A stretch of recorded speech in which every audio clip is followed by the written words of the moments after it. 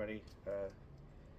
Welcome to another episode in my completely apolitical spicy food product review series.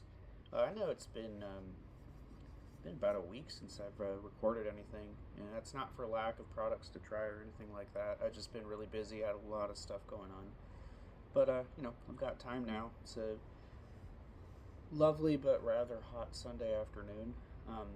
The hot weather is, you don't notice it from there. Look at how great these banana peppers are doing.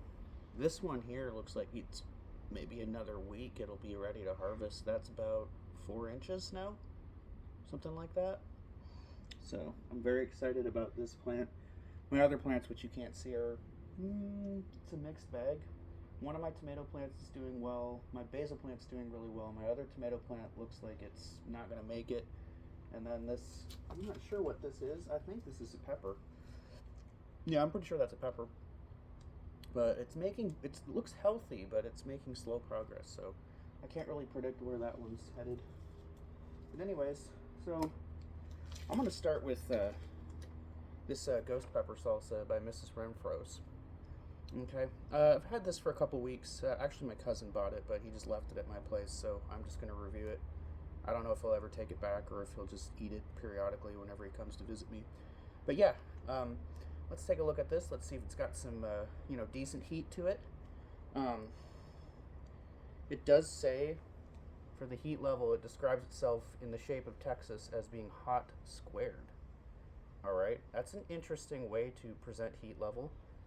I'm assuming that means it's, take a regular hot product and square it.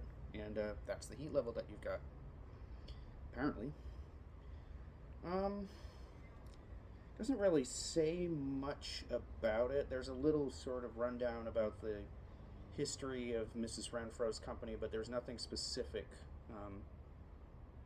Oh, here we go. Saucy fact. Behold, the salsa of warriors. In some parts of Assam, the ghost pepper is called Noga Jolokia, believed to be after the fierce Naga warriors. Okay. So anyways, this has, I believe this has then Naga Jolokias rather than Boot Jolokias in it, and I still haven't bothered to do my research to figure out which of the two ghost peppers is hotter.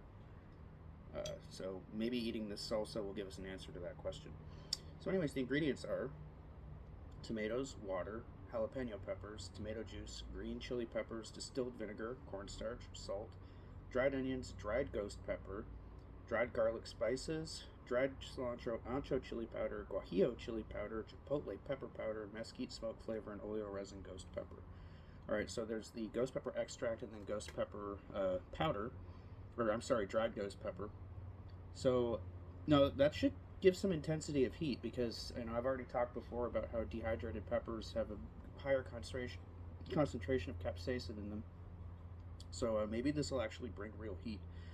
It has a lot of things in it that I like too. I really love ancho and guajillo chili powder. I love the smokiness of chipotle pepper. I like the fact that there's mesquite smoke flavor in there. Obviously I love the jalapenos, tomatoes, green chili peppers, the dried onions. I like everything in this. There's cilantro in it. This should be a really nice salsa, and hopefully a hot one.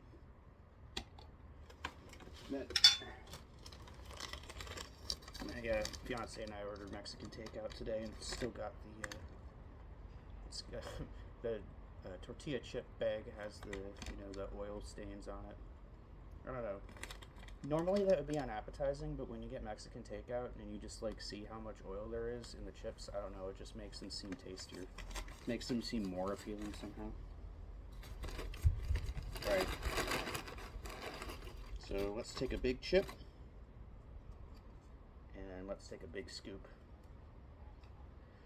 Enough for 2 scoops.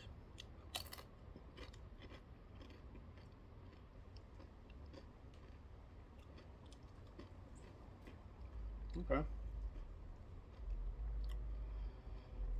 Now, it's kind of like a standard jar salsa.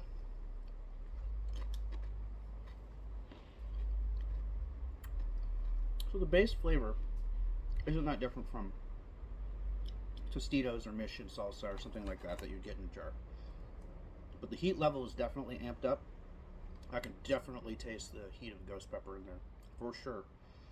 Heat level of that's like an instant 4. It might even rise up and peak at a 5. That's pretty hot salsa. And once you get past the initial like blaze of heat, I'm starting to taste those hints of smoky flavors, the chipotle and the mesquite smoke flavor in there, and I really like that too.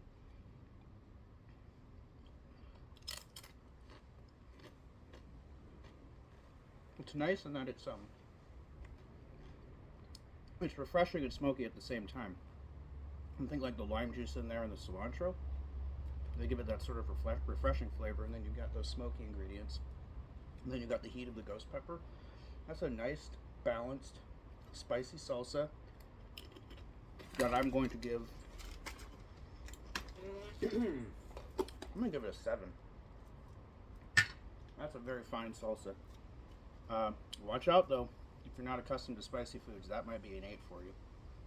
It is a 4 for me. It's not going to be bumped up to a 5, but it's got good heat to it. It's got good heat, surprising heat too, considering that the ghost pepper ingredients were kind of lower down on the list. But I think it's those dehydrated peppers, man. They bring that they bring that concentration of heat that maybe the fresh ones don't so much. So yeah, that's a good product. I'd pick it up. I don't think it was that expensive, but I don't really specifically remember the cost. Yeah, because wasn't the one who purchased it. My cousin did.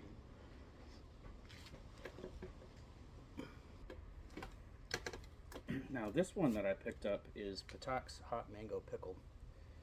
Don't really know what I'm getting myself into here. Whether there are some type of Indian pickle in this, or if it's just the pickled fruit and pickled other ingredients, pickled peppers. I don't know if it's going to be like a chutney or if it's going to be like a relish. I don't know if it's something that you're going to have to mix up with something else to be palatable, or whether you just eat it straight.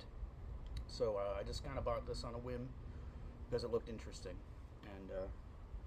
And I also don't know. I don't know if the 3 peppers and the hot. I don't know if that's the peak heat for Patak products, or if there's something hotter out there. But hey, I've liked Patak's products in the past, so I have high expectations for this one. All right, here's what it says. Indian pickles are exotic fruits and vegetables preserved with unique spices. Use this pickle to prepare a tangy dip or serve as a main meal accompaniment with naan bread or papadums to add a tart kick to your meal. If you don't know what papadums are, they're not like naan breads. They're like crispy. They're almost like a giant cracker, and I think they're made out of lentil flour. And a lot of Indian restaurants, when they bring you the appetizers, they'll bring you the naan and they'll bring you the papadums, and then there'll be like a series of things to dip the naan and the papadums in. I don't have any papadums today, so I'm just going to be eating this with a spoon. But to make hot mango pickle dip, in a food processor or mixing bowl, combine yogurt and pickle until smooth. Chill 30 minutes and serve with naan bread, papadums, crackers, or veggies. Okay, so it seems like probably the ideal way to eat this is mixed up with yogurt, like either just plain yogurt or Greek yogurt. But I'm telling you right now, if you ever make yogurt dips, do not get the non-fat yogurt for that. It's not going to taste good. Get full-fat yogurt for something like this. Okay, I don't think there's much of a shake needed. Nah, this stuff is really, really thick. The ingredients are mango chunks, canola oil, salt, spices, including paprika, ground red pepper. Doesn't say what type of pepper, so it's probably not buchalokia, but maybe.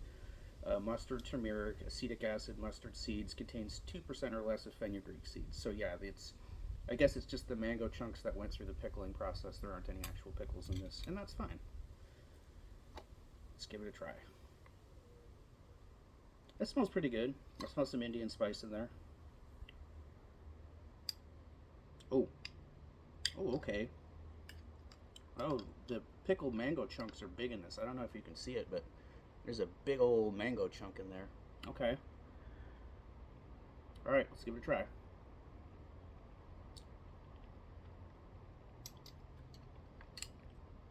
Wow.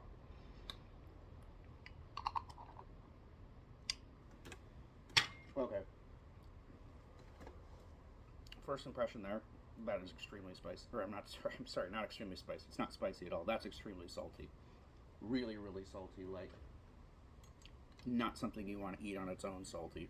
I would eat this mixed up with the yogurt, but that is way too salty on its own. I wouldn't even dip naan bread in this on its own.